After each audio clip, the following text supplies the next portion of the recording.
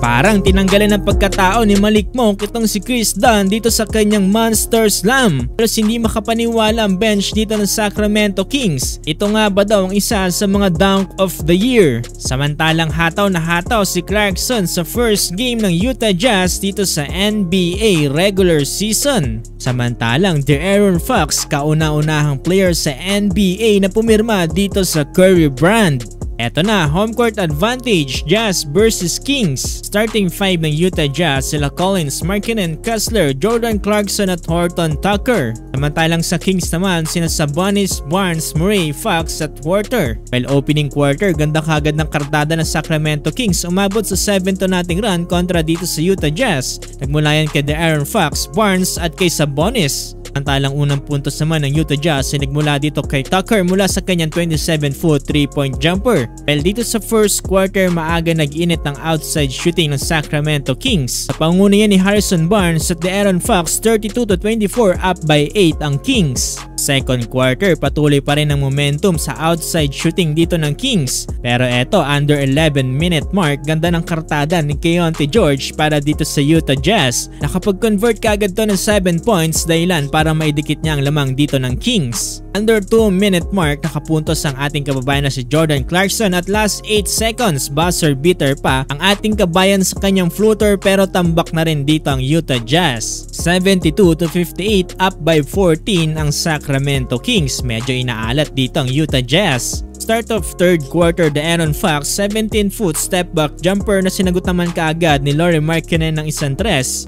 Medyo nakukuha na ng Jazz ang kanilang momentum dahil sa magagandang assist dito ni JC. Pero ang sakit talaga dito ni De'Aaron Fox, bumubutas pa rin sa tres. Hindi masyadong naididikit ng Jazz ang kalamangan. Pero ito, unti-unti nang gumagawa ng paraan ng ating kabayan na si Jordan Clarkson under 8-minute mark driving layup.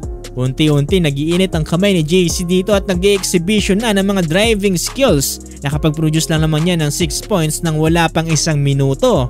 Last 50 seconds dito sa third quarter, binastos ni Malik Monk itong si Chris Dunn dito sa kanyang posterized dunk. Halos hindi makapaniwala yung bench dito ng Sacramento Kings. Tapos sa third quarter, lalong lumaki ang lamang dito ng Kings, 106-87 up by 19. Fourth and final quarter, naghahabol pa rin ng Utah Jazz. Umalit naman ang tira dito ng Sacramento Kings. Sinamantala naman to ni Lauri Markkanen at Jordan Clarkson para maidikit ang score. Nag-alagilas Pilipinas si JC, nagpapaulan ng tres. Pero hindi pa rin to naging sapat para talunin nila ang Sacramento Kings. Final score 130-114, up by 16 ang Sacramento Kings. Ang una sa Kings si Barnes na meron 33 points, samantalang si Jordan Clarkson naman para sa Utah Jazz na merong 24 points. Impressive performance para sa ating kabayan.